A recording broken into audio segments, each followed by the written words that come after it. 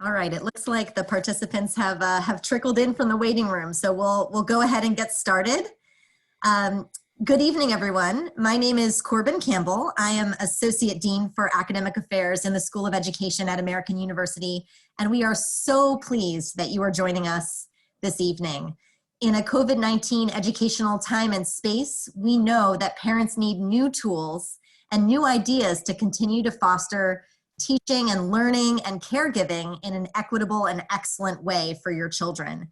And this is why American University School of Education is hosting a series to support parents and caregivers in this endeavor.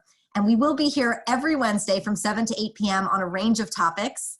Tonight, as you know, we're discussing the question of post-secondary access and success with our webinar entitled Navigating Post-Secondary Opportunities During COVID-19. We are especially excited that you've joined us because we know that as parents and caregivers who have children who are thinking about the college process, first of all, that's a great step of the way forward.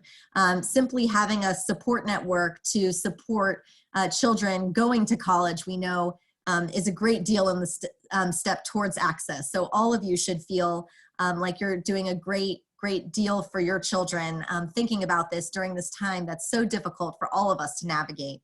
And so we thank you for being with us today to join us, but we also thank you on behalf of your children for your passion and care to continue their education in this way.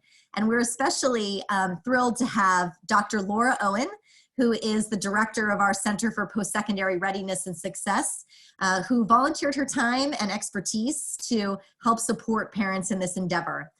Dr. Laura Owen is also Research Associate Professor at American University, and her research focuses on evaluating the impact of interventions and programs designed to address the persistent equity and access issues that so many students across the country face.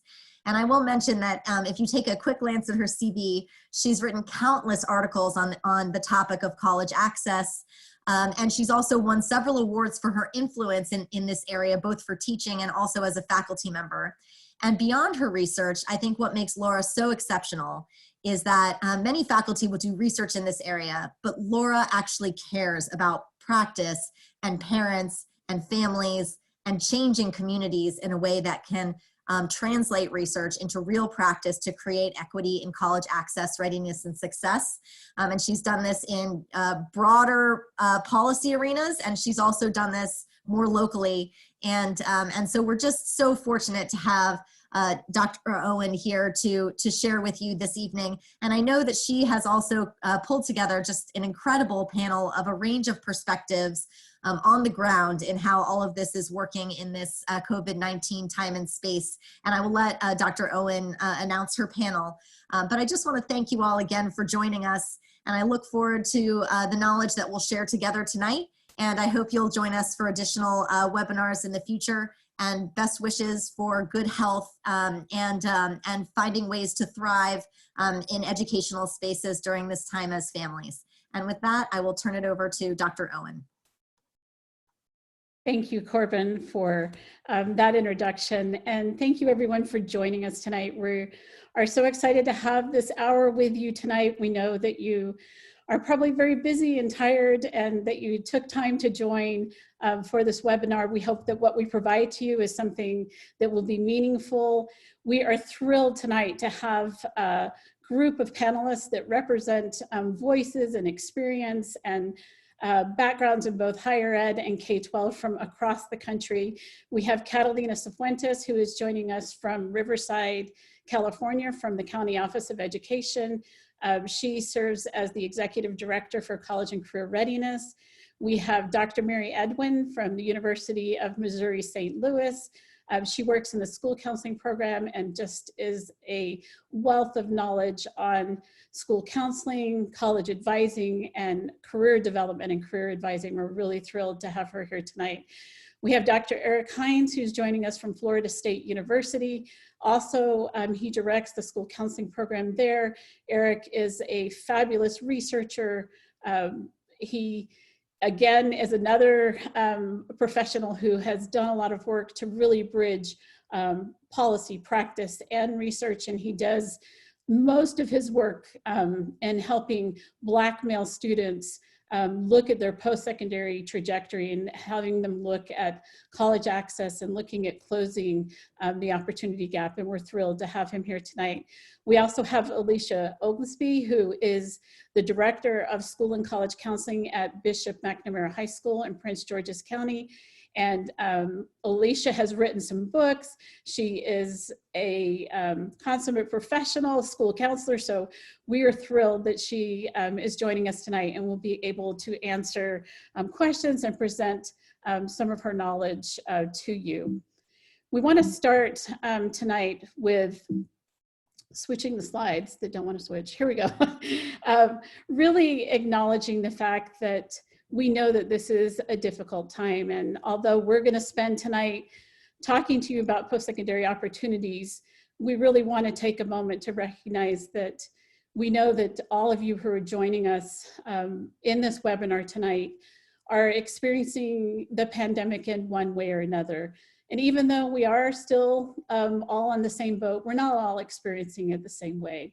And I really like this short little paragraphs here that really talk about the difference. And I think that's been very evident as I have joined in other webinars and conversations with educators and families, and just the different kinds of experiences that we're all having with this. And so we really want to acknowledge that. Our hearts go out to those of you who are with us tonight who have family members who have been impacted by the virus, and those who may have lost family members. And we know that this is just a really difficult time, and especially as you're trying to make plans for the future when things are uncertain, we know that that can be difficult and can make it a little bit harder to know what to do. So we really want to talk about the fact that wherever you are right now, it's okay. And I like the idea of thinking about it like each of us have a fingerprint, and our fingerprint is unique to us. And the way that you and your students are navigating this experience are really unique to you. And so we want you to know that however you're feeling and however you're interacting at this time and thinking about your child's post-secondary opportunities and planning for the future, it's okay. And I think that we have a tendency sometimes to look at our friends and look at what someone else is doing and think that's the way we should be responding. However, there's really not a right or a wrong decision, just the absolute best decision you can make for yourself and for your child in this moment. Whether you're focused on family and prioritizing relationships, if you're really concerned about the financial situation, we are going to be talking tonight about financial aid and the implications of all of the changes with financial aid and how that can impact post-secondary decisions. If you're upset about the disproportionate impact of this virus that it's having on Black, Brown, immigrant, and poor communities, we understand that. I think all of our panelists tonight are advocates and have done a lot of work in the area of equity and access, and we know that this virus has brought all of these topics to the forefront again, and we see how not only is that impacting how families are experiencing this, it's also impacting post-secondary decisions. And so we hope to address some of this tonight.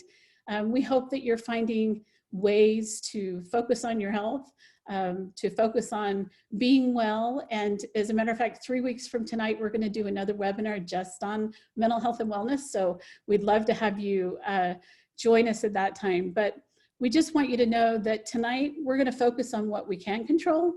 And so we're going to focus on the post-secondary tasks. We're going to focus on the information. We're going to focus on the things that we can share with you. And we are excited to kind of embark now on that part of the webinar.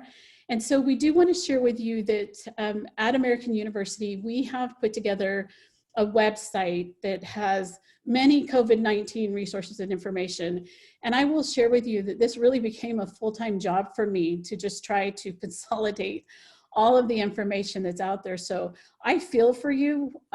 My effort to try to consolidate it first started in a professional realm as I looked at school counselors and counselor educators who were trying to wrap their head around how quickly the information was changing. And so I tried to find a way to consolidate that, and it's still quite a challenge. So I know that you're faced with sort of this overwhelming amount of information, and we're hopefully going to be able to narrow some of that down for you. On the website that we have prepared, we have national resources as well as state resources. And so we know that every day pieces of post-secondary planning are changing. So there is one website that I think you may particularly like, especially if you have a current senior who is trying to decide what to do for the fall 2020 semester. There is a website now that has all of the 2020 college deposit deadlines, which have been changing pretty rapidly. Every day schools are changing those deadlines. And so if you go to this website, you can click on it, you can see the deadlines for any of the schools that have posted their deadlines, which are most all of our universities and colleges. We have information on testing updates, so College Board, the SAT, the AP tests, ACT, the IB programs, all of the changes related to testing are on this one site that you can click on it. You can find out tests that have been postponed, tests that have been rescheduled, the new policies around this spring's AP testing. So many pieces that we've tried to put into place that can kind of be a one-stop shop for parents and for students to get information. We also have sites now that have compiled all of the universities and colleges that are temporarily waiving ACT and SAT requirements for the fall. And we assume that we'll probably learn soon about the same testing being waived for fall of 2021, although that's in our future a little bit, but I know we've got parents here who have juniors who are probably thinking about that as well. There's a great amount of information on financial aid, and there are also states now that have developed statewide resources. And then I always want to remind you, whatever school that your child is interested in, make sure that you're contacting them and you're reaching out to them. We also have information on career readiness, looking at job market insights with 22 million people who lost their job in the last 3 weeks. We know that this is becoming even more important for all adults. There are tips on how to do a job search in the current pandemic environment. How do you interview remotely, and how do you work remotely if you're going into your job for the first time working remotely? There are also a number of webinars that are available. You can Google this, and that it can be overwhelming, but I wondered like how many of you were aware that this entire week, Strive has been doing these virtual college exploration week. And so they've had 300 plus colleges that have been coming on and doing these presentations, and you can go to their site. They will be doing them again all day tomorrow. And you can register for any of those virtual presentations. There's podcasts. The National PTA has put out a series of resources for parents that you can get to. As well, we've talked to you about, AU now has this parent and caregiver webinar series, and I've listed some of the upcoming webinars. The Parent Enrichment Program has a series of webinars that are every Thursday at noon. And so there's quite a bit of resources for you to get information and to participate. If anything now, we have lots of access to information that can be shared with parents. And so with that, I will turn the time over to Catalina Cifuentes. Hello, good evening, everyone. Welcome. I want to say welcome. I'm here in California, so it's great to be with all of you today. It's still sunny out here in California today, and so even though we have to be inside, I think we're hit up 90 today. So just excited to be here and provide additional information and definitely answer questions. The opening question line for me today is don't give up. We want you to still meet your college dreams. Your statement of intent to registers are still due for some campuses May 1st. And even though we have a little setbacks with this pandemic, it should not change what you wanted to do, what you've been planning to do, what you've been working so hard for these last 12, 13 years. So that's where we're all here today, is to make sure you feel good about that.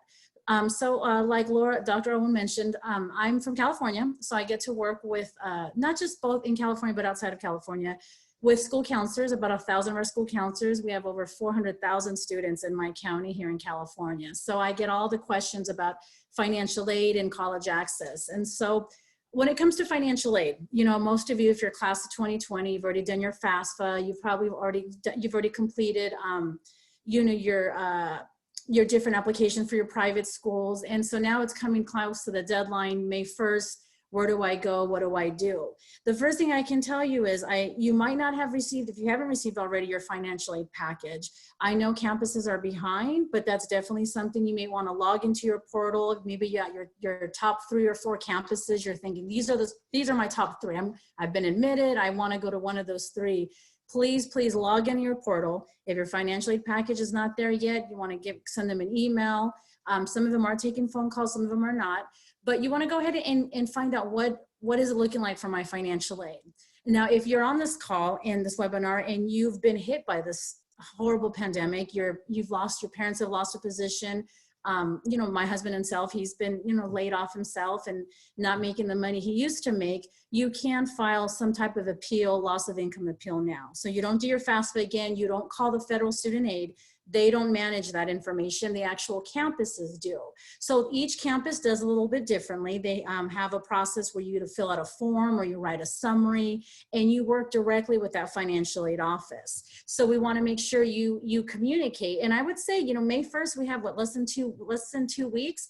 If you have those top 3, maybe communicate to those 3 campuses and find out what's going on. Now, I can't promise you they're going to give you an answer of how to modify your financial aid by May 1st, but they'll definitely take the considerations of loss of income, change of income compared to what you did maybe on your FAFSA application. So communication, email, all of that. Now, another piece is May 1st is coming, and some campuses have extended that deadline. So we linked on here the actual links to the California State University system, the University of California system, and also some housing updates. So I'll speak first for the UC system. They're still taking a May 1st. So if you apply to UCLA, UC Berkeley, any of those UC campuses, May 1st is still your deadline, even though we're dealing with the virus. But if you're having trouble with the deposit, the $100 deposit or the $400 deposit, communicate, reach out to the campus now and say, I want to go to UC Berkeley. I've been admitted, but my family doesn't have the $200 or $300 deposit. And they will go ahead and accept your statement of intent to register and then work to give you an extension or work out a waiver for your deposit. That's also housing. Communicate, let them know you're struggling with some things financially, unable to do it. But what you don't want to do is call them May 3rd. You want to reach out to them way before May 1st and say, I plan to go to UC Davis. This is what I want to do.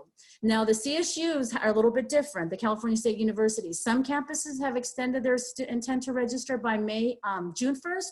Some have kept the May 1st. So you click on there and you can go to each campus specific and find out. Now, it goes the same for the housing deposits. Don't just say my college dreams are done. There's no way I can go. My mom's not working right now. These campuses will work with you, whether you're in California or you're not in California or any campus right now. I've never seen our universities really just be as flexible and as supportive to our students. And they want you to attend. They don't want you to just give up and resort to the local college by your house. In California, you know, that's a lot of community colleges. Not that they're not great institutions, but if you work so hard and you got into UCLA, we want to see you at UCLA. We'd love to see you here in California. So pretty much like I mentioned, you know, there's some federal updates coming, but not a lot that's going to make an impact in terms of what you did already with your FAFSA.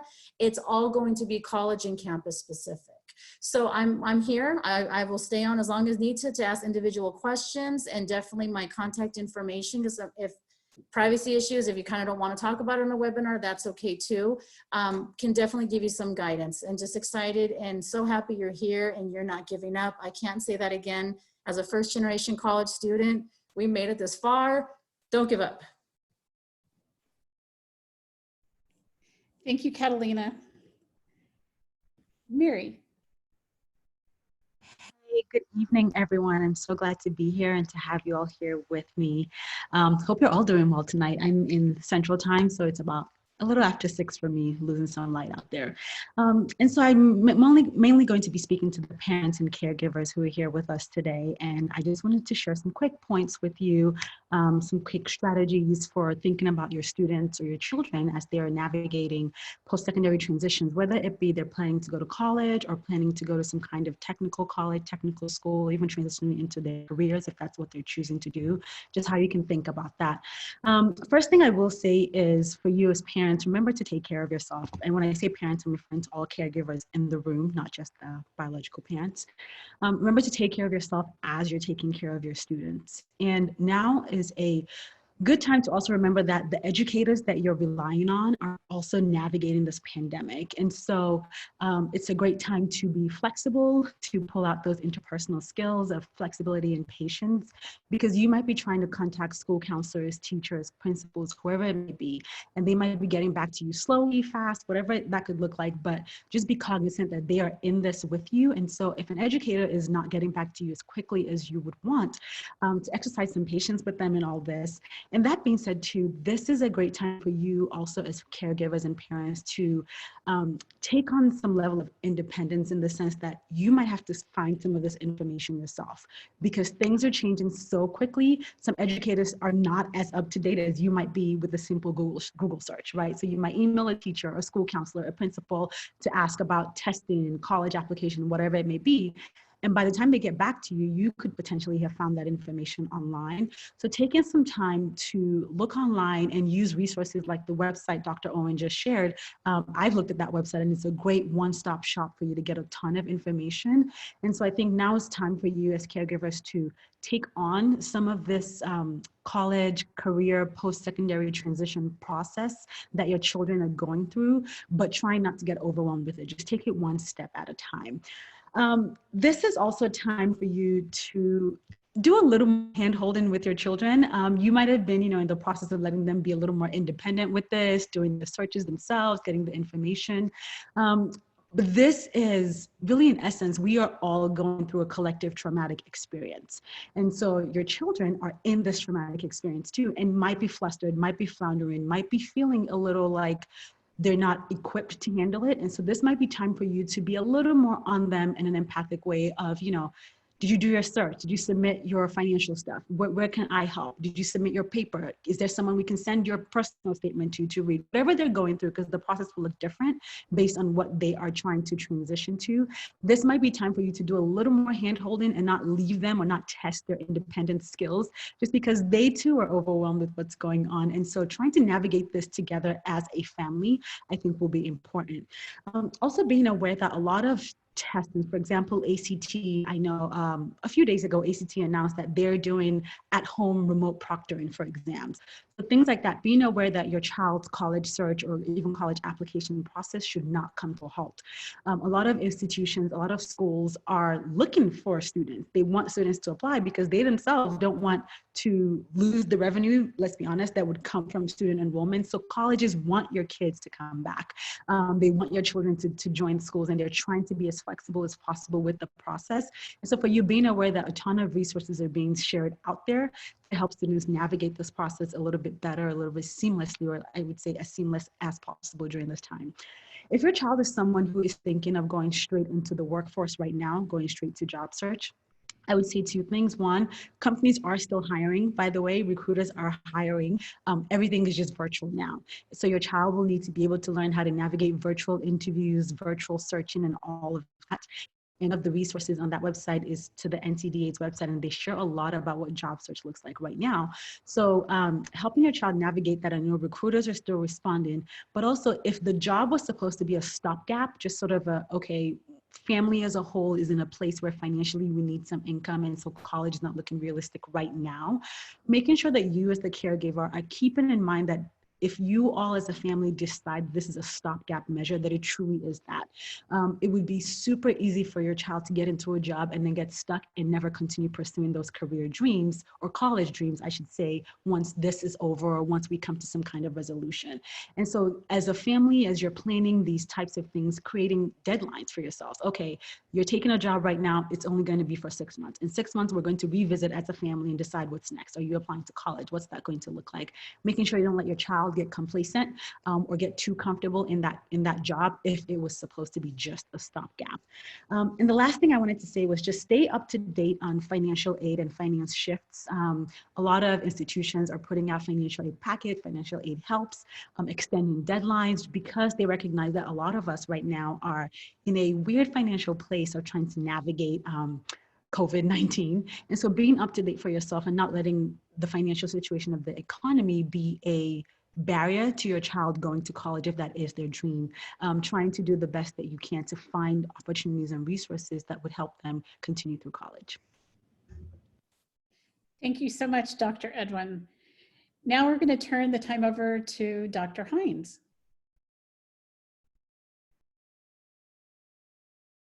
Good evening, everyone. Dr. Owen, Associate Dean Campbell, thank you for inviting me today, as well as putting on this great resource for parents. I also would like to thank my colleagues and being here and sharing my expertise with them. And finally, I would like to say thank you to the parents and the caregivers for being so courageous, for taking really a leadership role in the midst of working and managing a household, as well as being the educator yourself in these unprecedented times. So the first thing that I do want to say to our parents and caregivers is that you are your child's biggest advocate, you are your child's biggest asset, as well as your child's biggest assistant in the post-secondary readiness process. I want to remind our parents and caregivers that they have significant power in helping their student, or their child rather, and they serve as a resource and making sure that they explore all their post-secondary options so that they will make the best decision for life after high school. So move on to slide 2. The first thing I do want to talk about is your child's school counselor is going to be the main resource in the school for making sure that they are post-secondary ready. Make sure that you know their hours of availability, as well as how to communicate with them. Some counselors may be available by phone, text message, email, various social media outlets. They may even have appointments, or they may have open hours. Second, you as parents, we want to make sure that our child continues to have a rigorous academic schedule for the 2021 school year. Around this time is very busy for high school counselors, usually in terms of scheduling courses for next year. Now that a lot of the schools have shut down, as one of my colleagues said earlier, things may be a little slow. So you want to check in with your school counselor to ensure that your child's 2020 and 2021 schedule is as academically rigorous as possible, meaning having honors courses, advanced placement, IB, dual enrollment, etc. So we want to make sure that your children are set up for success and are able to compete for post-secondary opportunities. You also want to follow up with your school counselor to make sure that your child's timeline for post-secondary readiness is appropriate, particularly for my 8th grade parents who are going to have children going to 9th grade. Usually there's an articulation process where school counselors are talking to, middle school counselors rather, are talking to high school counselors, and they are ensuring that those transfer of course and grades and tests are properly processed. You want to follow up with both your middle school counselor as well as the 9th grade counselor to ensure that your child is set up for success in beginning their post-secondary journey.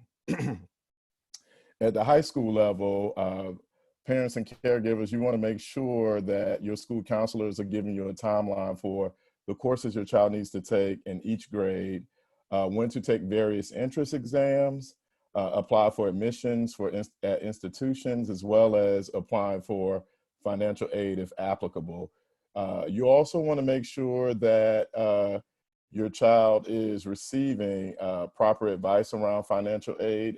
And don't be afraid to ask your school counselor, especially for parents who have graduating seniors, about the financial aid packages if you don't understand it, or you're not getting the proper response, or you don't feel comfortable with the information you receive, and your school counselor will be the best source. Also, parents, make sure that you talk to the institutions that your children may have been accepted in, especially if you are thinking about having your child go in-state as opposed to originally attending a school that is out of state. It's okay. I know a lot of parents are making plans and thinking through, what does this COVID-19 look like? And so the change, as long as you let the admissions office know, I believe that that is appropriate. One of my colleagues spoke earlier about the college deposits that you may put down, the money that you put down for the school. Make sure that you know if you can receive those deposits back if you decide to change your mind because of the pandemic. Slide 3, please. And this is mainly for parents to communicate, have a bi-directional, two-way conversation with your children around post-secondary readiness. Make sure that you're initiating the discussions and expectations and goals for both you and your child in terms of what the post-secondary options will look like for after high school, whether you all can afford or you decide to do a 2-year school, 4-year military and vocation, excuse me. And also communicate the benefits and limitations of that post-secondary option, whether it's financially sound, whether it's okay to go in-state versus out-of-state, or whether going to the military or going straight to work is an option for your family. And I want to say this again, whatever is best for your child and you is the option that you should be taking at this point in time. And also discuss the economic outlook for some careers, especially in a pandemic. What jobs are going away and what jobs are coming? I think that will be crucial to the decision making in terms of what post-secondary opportunities you and your child should pursue. Also, ensure that you're having conversations on courses that align with college enrollment and other post-secondary preparation. Again, you want to make sure that your child is not only competitive, but they have the right course requirements to get into that post-secondary institution. And also, this could be a time of anxiety, a time of being nervous about what the next step will look like. Just continue to encourage your children to pursue post-secondary opportunities. Schools and institutions are adapting their requirements from exams to admissions to deferral. So make sure that you have all the facts to make the sound decision. My final slide, looking at additional resources. For a lot of our parents, we have some of the resources that are right in our backyard. Accessing your local library. See if your local libraries may have a virtual access for you to look at digital books and other resources that may not be readily attainable on the internet or your child's school. And also, if you're looking at and thinking about college tours, find out which institutions offer virtual tours, and also talk with the admissions office to see if they have access to what different programs may look like online. And also for my parents that do not have internet access, don't underestimate the power of picking up your phone and making phone calls to the admissions office, using 411 to other post-secondary institutions to be able to find out how you can get the information either delivered to you or relayed to you. And last but not least, it takes a village. Make sure that you're relying on friends, family, use FaceTime and community members to get the information you need to help your child become post-secondary ready, and that they have all the facts and the information they need to make a sound decision. And also a lot of local churches and religious institutions offer scholarships. They have parishioners that have the college knowledge to help your children with this process, and they are willing to give a helping hand. I think one of the positive things out of this pandemic, is that a lot of our community is coming together and they're trying to help everybody in the best way possible so all of us can get what we need to be successful. Thank you. Thank you, Dr. Heinz. Now we will turn the time over to Alicia Oglesby. Thanks so much, Dr. Owen. I appreciate it. Dr. Edwin and Dr. Heinz really spoke to my life right now as a high school counselor. So I appreciate that so much because they are absolutely right. Right now is an incredibly busy time with course registration and preparing juniors for their next steps, for their final year in high school, preparing seniors for graduation. And so making sure that everyone has what they need, students have what they need, families have what they need. We're doing that in the midst of a global pandemic, which is completely throwing us out of our comfort zone and really forcing us to be innovative, to sort of think quickly on our feet and really pull together resources so that our families still have what they need in order to make really important decisions. And so that is very much our lives right now, and we're doing the best that we possibly can. And we love working with families and parents and guardians, caregivers, to get a sense of what you need to better support your students. So what I'm going to focus on for the next few minutes is really specific to our region in the DMV. So as Dr. Owen stated, I'm a high school counselor in Prince George's County, Maryland. I live in DC. I've worked in DC.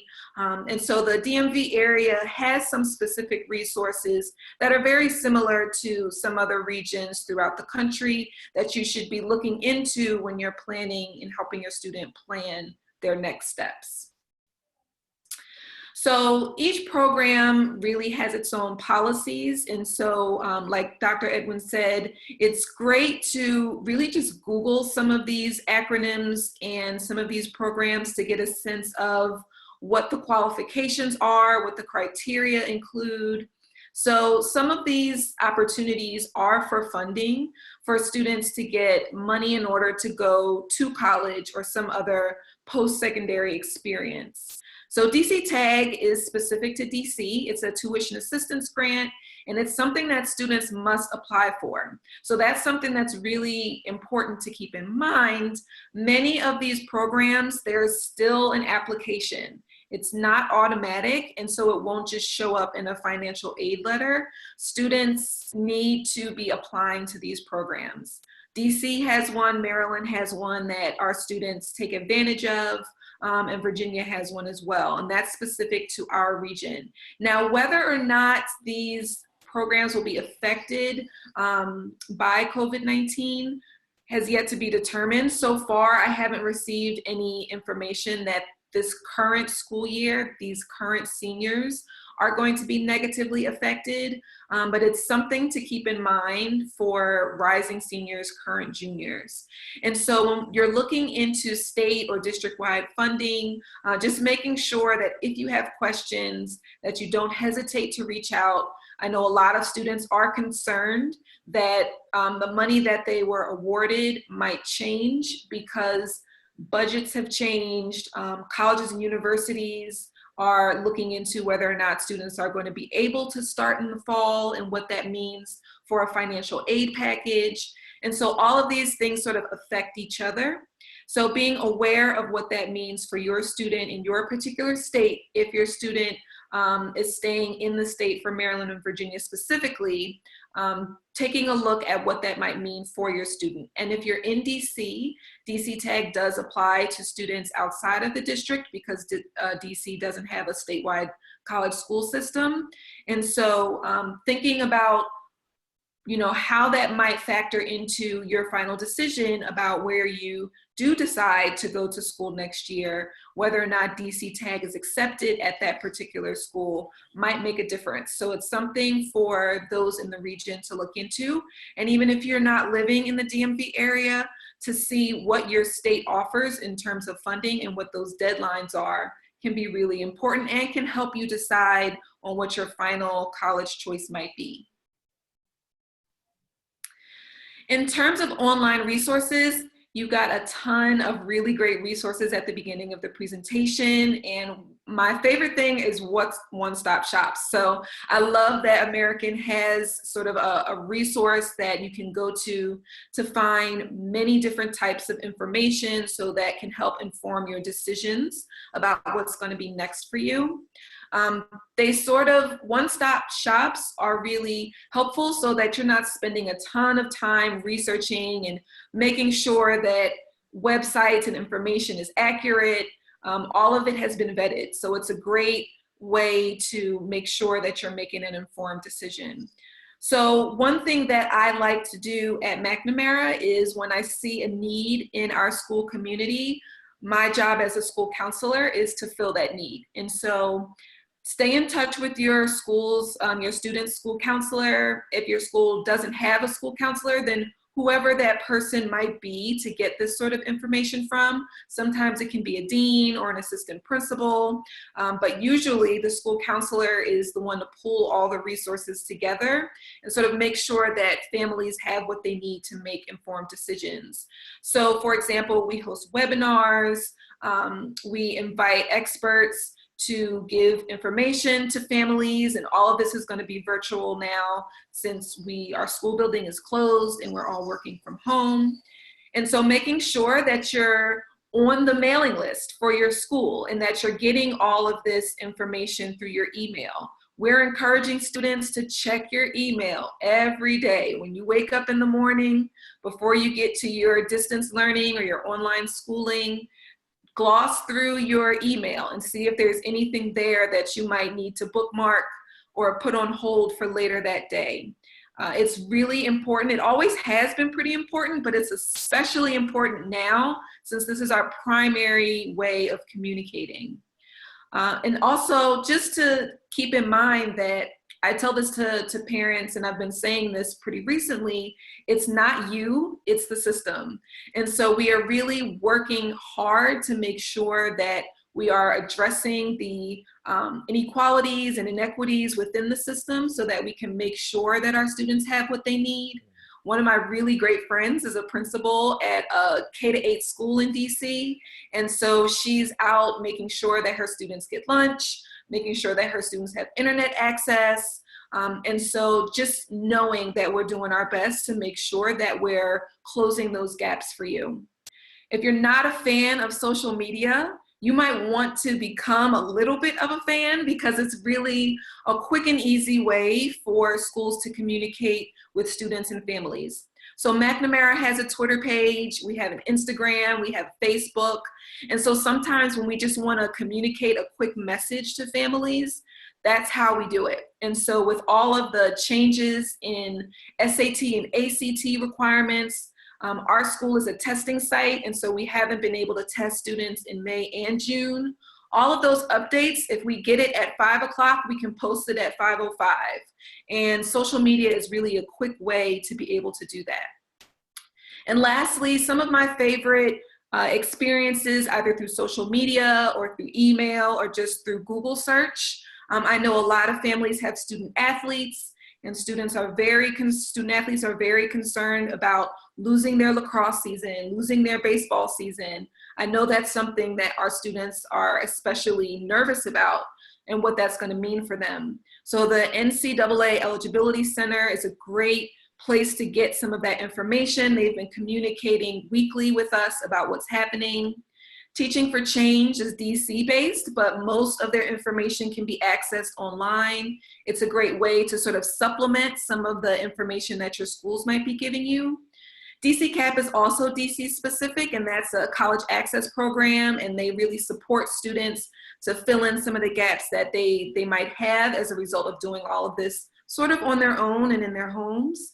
And then my school, of course, is a resource. So your student's school should be a resource. Reach out to them and see what information they can give.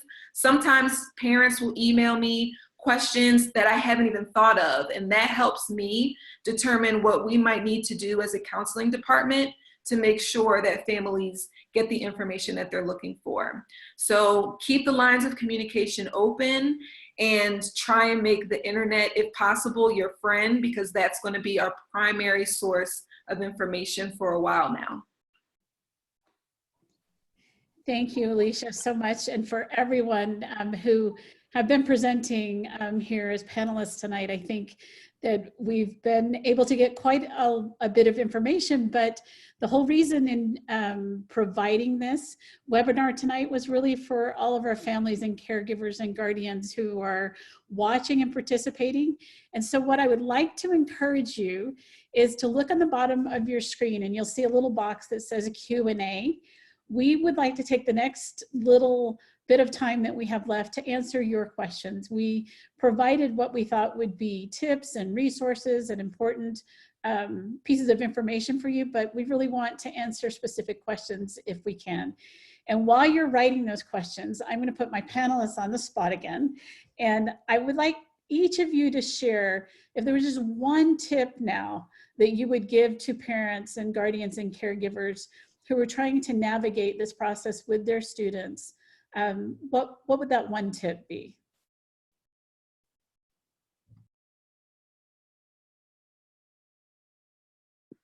I can start. I think if your student has a school counselor, rely on them as much as you feel comfortable. I know that sometimes when I'm talking to parents and guardians, they are hesitant to ask me questions or hesitant to email me because they know how busy I am, how busy the counseling office is. But we've been doing this for years and years and years. Of course, not during a pandemic. I mean, that's something that we've never experienced, but I was a counselor during 9/11. I was a counselor, during some really tough times in the DMV. And so I think that we welcome those questions and those concerns. And a lot of times I know the answer really within a matter of seconds. So I can respond to parents and guardians fairly quickly if they're not sure about something. It's what we're here for. So if your student has a counselor, a school counselor, then communicate, communicate, communicate. I would just say recommendation, especially juniors and seniors. I know there's so many changes going on with admissions and testing and test optional. Don't give up on your plan. I can't say that and close with that and remind you, you had a dream, you had a vision. A question came up and said, do you feel one of the questions, so hopefully all the panelists can also answer is, do you feel it's still worth going to a campus this fall or going away to a campus if it's going to be virtual? And I'm going to say from experience, from putting myself through school and my own daughter, I still think it is. So an example is the UC system. You can't, every campus is different. So some will let you defer your admissions. You can start later. Some people were thinking, maybe we'll just start at a community college. If there's an opportunity for you to still continue that plan, I'd love to see how we can help you continue with that plan, ideally. If you do decide it's not ideal, I need to stay back home, I need to have my son or daughter here with me, I'm not comfortable, definitely communicate with the institution and see if you can defer the admissions for the next year or for the spring. Can I maybe do community college in the fall and go in the spring and start admissions there? But please don't make that assumption. Like I mentioned, the UC system will not allow you to defer it. They're going to go to their wait list. And so every campus is different. It's different from the East Coast or the West Coast. But I would say really, even if you do your intent to register in May 1st, and then you change your mind, you can do that as well. You can always change your mind. Things happen, life happens. My mom or dad, I didn't get back to work in time to send my daughter to school. You can do that. But I would say keep going with the plan. Don't let this stop. If there's anything we hope to give you tonight, for me, is hope, not to give up on the plan. One thing is hard, but I think what I would say for parents and caregivers is remember that you are, in essence, being role models for your children in how to handle this. So that being said, two things: give yourself grace and stay super organized. When I say give yourself grace, some things are going to frustrate you. People aren't going to respond in time. You're not going to be able to find information. And so just being patient with your own self so your child can see how to be patient with themselves when things don't work out the way they wanted to is super important. I think staying organized in an intentional way, because right now we're all at home. A lot of boundaries are being blurred. When does work start? When does home start? When does work end? That's all like up in the air right now. And so as you're getting all this information about finances, testing, applications, have an intentional system, whether it's paper and pen or on a computer, a spreadsheet, something that normally you might have just have done it maybe, or your child might just have done it, being intentional about tracking all the information, all the deadlines, all the changes. Because so much information is coming at us right now, you'll forget things, and so will your child. So being super organized, and that in that sense, you're being a role model to show your child how to also be organized in navigating all this information right now. And I can't say it enough, give yourself grace. This is a hard time for all of us. So just take it easy on yourself and on your children. I agree with all my fellow colleagues have said, and I want to add this piece, particularly for my parents who have seniors. If there are some concerns, and for parents who are from underrepresented backgrounds or non-traditional backgrounds, if there are concerns about your child going to a particular institution, reach out to some of the affinity organizations, like a African American Cultural Center or a Latinx Cultural Center, and speak to the director, and even ask the director, could your child or you speak to some of the students to ask them, how are they handling this process? Because they also had to go virtually this semester as well. What are classes like online? How do they manage their load? You know, what is it like being a first generation college student and having to come back home and still do your work? What is it like being a first generation college student and being on campus? I think actually having those experiences to help inform those decisions for students as well as parents can be helpful. And from my experience working in some of those units, as well as working in higher ed now, a lot of the students and faculty and staff are open to answering those questions for students who have been admitted or who are thinking about applying to a particular institution. Thank you, everybody. We do have another question. Some schools are considering giving a pass or fail grading for the last semester of high school. Do you know how colleges and universities may be handling this if your child is a junior or a senior? And the one thing that I can tell you, obviously we know things are still changing rapidly around decisions that higher ed institutions are making, but my experience has been they are trying to have your student be able to attend the university, to be successful. They are looking for ways to support your student. I saw in university last night, and don't get excited that they're all going to do this because I doubt that will happen, but there's a university that decided to give all of their fall students free tuition to come to the university. And so I believe that we're going to continue to see different incentives, different ways to encourage you to enroll, different ways to look at trying to support you with your financial needs. And from the grading perspective, remember that higher ed institutions are also adjusting their grades right now. And so they understand what's happened on the K-12 side with the pass-fail grades. And everything that I have seen to this point is that higher ed institutions have said they will work with you. They understand that this is happening. They're not going to penalize any current senior who will get pass-fail grades for this spring semester. And then obviously I know they will continue to look at that if K-12 institutions find themselves online for the coming school year. But I have not seen anything other than grace and the willingness of higher ed institutions to do everything they can to try to support students in coming to campus this fall. And if that means we're joining campuses virtually for the fall, you can look at it one way. They've had a practice pilot semester where they had to do things very quickly. And I think there's a lot that's been learned in just a few short weeks. And higher ed institutions are getting better at this. And so if we do find ourselves fall semester needing to complete a semester virtually, I think that we'll be better at it in the fall. And I think we'll have better ways of supporting students so that they can be successful.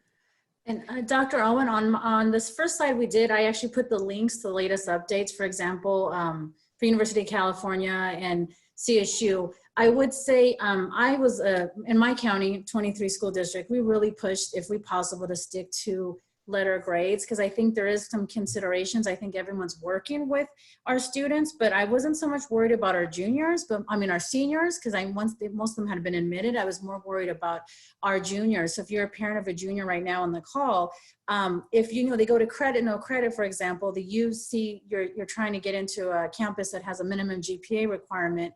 Well, now you don't have any grades to weight that GPA.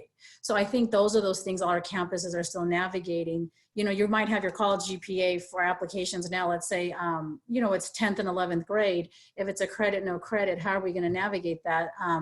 And for example, AP credit as well. How are they accepting AP credit? Because you now aren't going to have a letter grade. So I think it's definitely, I think everyone's being gracious, but it is definitely something to start. If you're a junior parent or guardian or family member online, if you already have, you know, your top 10 campuses, your son or daughter, your student is looking at, I would start connecting with those pieces, because you have some presidential scholarships that are tied into GPA and all of those. And that's what I have found. I feel like the grace is especially coming for class of 2020 with seniors, because you've been admitted, but it's the underclassmen that we need to start definitely looking at how those will be navigated. So just a little tip to start thinking ahead if you have a junior.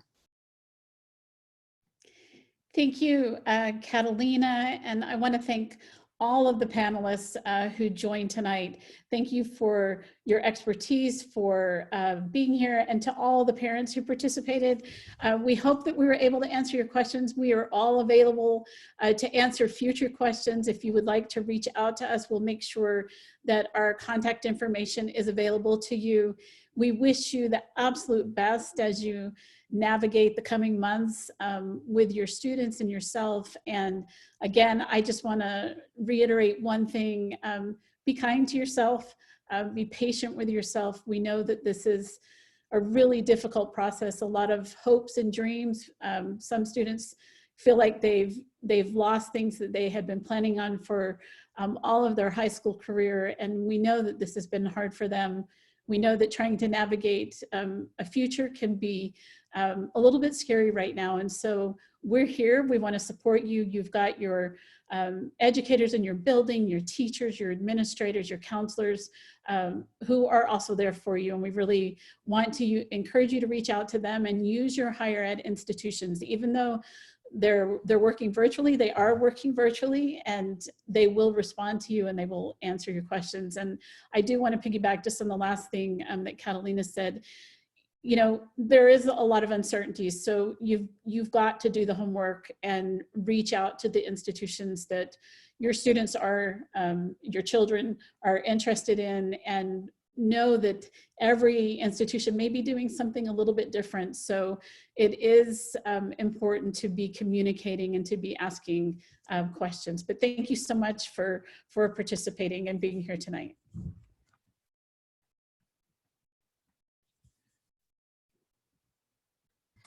And I want to thank all of the panelists as well, and especially thank Dr. Owen for organizing this wonderful panel. I learned so much from you all during this time, and I know that our parents out there who are really considering this college access process have really appreciated the resources. I also just wanted to let everybody know that, as I mentioned, this webinar is a part of a series, and so we'll be holding these sessions for parents and caregivers every night for the next few weeks on different topics. And next week, we're going to the other end of the spectrum to look at young children with a webinar entitled Finding the Teachable Moments, Thematic Learning Made Simple for Young Children at Home with Dr. L. Brown, who's another one of our faculty in the School of Education and also the founder and CEO of KinderJam LLC. And so she'll help us to really think through, teachable moments for preschool age kids and younger kids. And so please, if you've enjoyed this webinar, please pass it along to your friends and peers who might be interested in that as well. And once again, I just want to thank you all so much for joining us and wish you all the best in your college search processes. And I just want to also say that my heart goes out especially to those who have seniors at this moment and sort of the loss of, what it must be like to not have your senior year year wrap up in a traditional way, but I do feel confident that as you're moving into higher ed spaces, that higher ed will pick up in beautiful ways and unexpected ways. I know our institution at American University is thinking deeply about how to do this well and how to continue to create community, and has incredible experience in doing online teaching and learning. And so please do feel that there's hope for the next step. And just want to thank you all again for joining us and wish you all the best.